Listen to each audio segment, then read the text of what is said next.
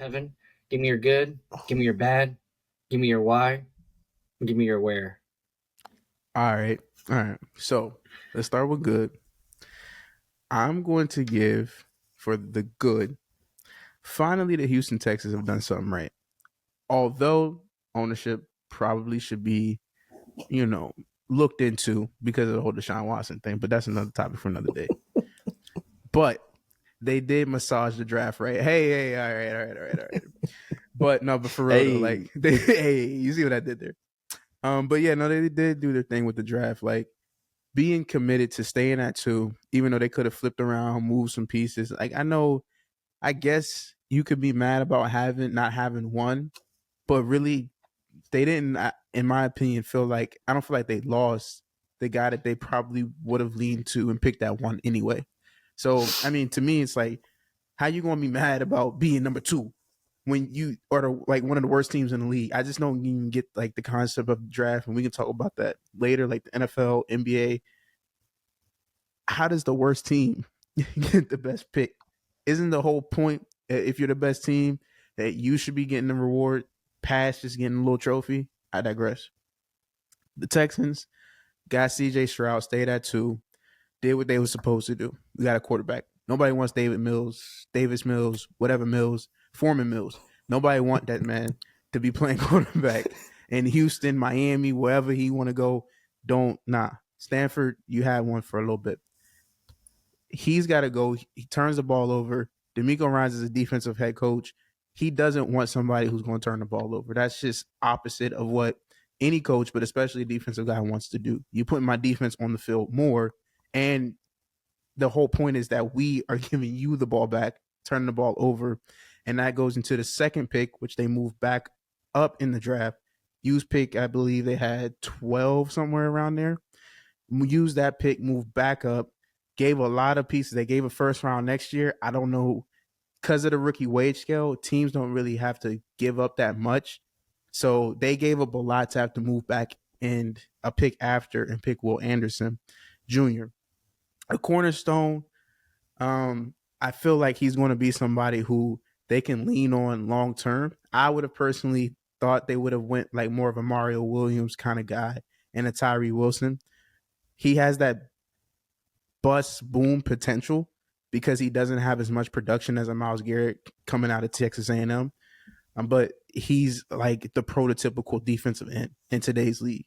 Fast, get off, big, strong, could take the double team. Like Will Anderson Jr., he can, but he's more of that outside linebacker fit. Like he's more of not even like a Hassan Reddick, but like a lesser Von Miller. Like he's not. You can send a double team at Von Miller, and it's like, okay, cool, but he's not like a cornerstone defensive end, if that makes sense. Like he's not a big body. These 6'2", yeah. 240, 250 dudes, they're going to get moved. You're talking about 600-pound dudes. Like if you send a tackle, that's three something. Then you send a guard, let's say on the light side, he's 290s. No, that's the light side, right? And he probably not even playing for real. He's not even a starter. If he in the twos, he's probably in the threes. That's 600 pounds of men, pause, up on you. Double pause. So Will Anderson Jr. though is like a cornerstone pick, and to pair him with the CJ Stroud, very accurate quarterback. I don't like the fact that they tried to square him into this. He needs to be more elusive. Like I thought y'all wanted black quarterbacks to stop running. This guy doesn't run. He's accurate. Then you want him to run. Make up your mind. He's accurate. He uses the weapons that he had. Like if he didn't play well, especially for Ohio State quarterbacks, if he didn't play well with Jackson Smith and Jigba and all the other pieces Ohio State can muster up, they would have said, "Oh, you had all this talent and you ain't do nothing with it." All he did was go up against one of the best teams that we've seen in college football history in Georgia and go toe to toe with them, right? Had a good season, showed that he was accurate, played well, played from the pocket, which a quarterback in the league is going to have to do, especially for a team that primarily their offense is going to be centered on them playing from the pocket. They're not like a run first, well, in terms of like quarterback run design stuff, all that crap. They're not a run first team. They want a third down, make the throws, be a field general, move us up and down the field. We got a strong run game with Pierce. they're not going to ask him to do too much. That's what the 49ers was doing. That's his recipe. That's just where he came from. And he's a defensive coach. Defensive dudes don't want all too flashy. So just off those two picks, staying aggressive and have two cornerstone dudes. As long as you don't ask CJ Stroud to take no tests, we're good here. So Will Anderson Jr. Should be a solid dude. Borderline Pro Bowl dude. Depending on how D'Amico Ryans uses him, he has a connection from Alabama linebacker as well. So I'm really excited about what the Texans did. They got two, I feel like I can say close to home run picks. I don't feel like Will Anderson Jr. will be defensive player of the year or defensive rookie of the year, but he'll be in the conversation. He's just going to be a really good player for them. Kind of like if y'all remember Merciless, Whitney. I think it was Whitney Merciless. He was a good player for them. He's kind of like in that mode to me. Jadeveon Clowney, we'll see, because I don't want him to be like that bust. Because Jadeveon Clowney was good, but he could have been better.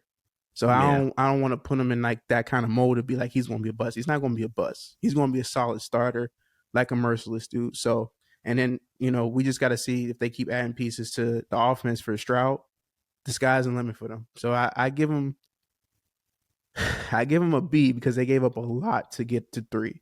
So I have to give you a B, but they made it work for them. So yeah, shout out to Texans.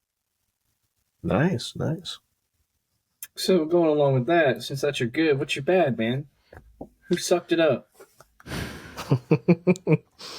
There's a couple yikes.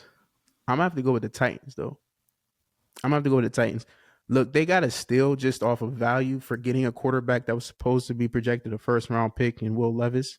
They got Skoronski, probably the better, one of the top 5 offensive linemen in this draft. Skoronski could play.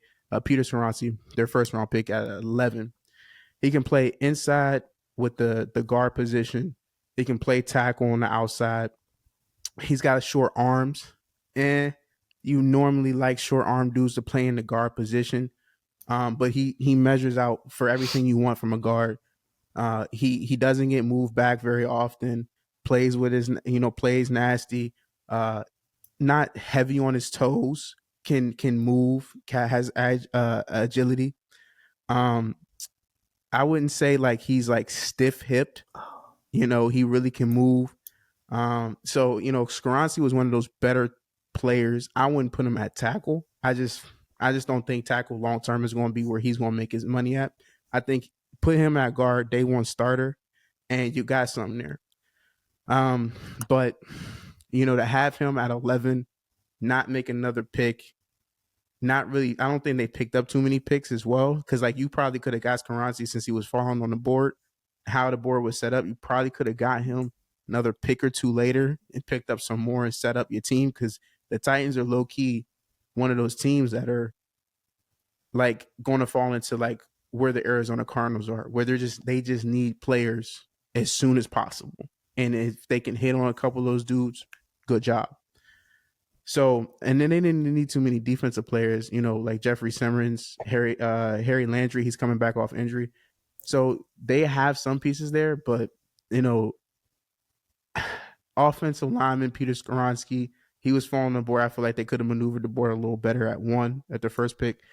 And then, getting Will Levis is cool, but you just took a quarterback last year with Malik Willis.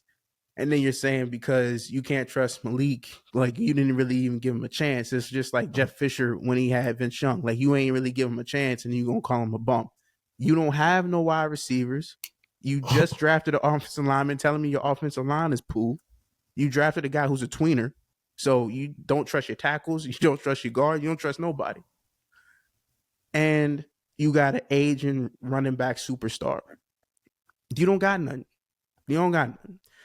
So really the Titans are in a bad spot, and I don't think their draft necessarily helped them, because even if Will Levis ends up playing at some point during the season, you wasted a pick because Will Levis at this point is just in fairness, right? I know this league ain't fair, but just on fairness, he's the 3rd string quarterback.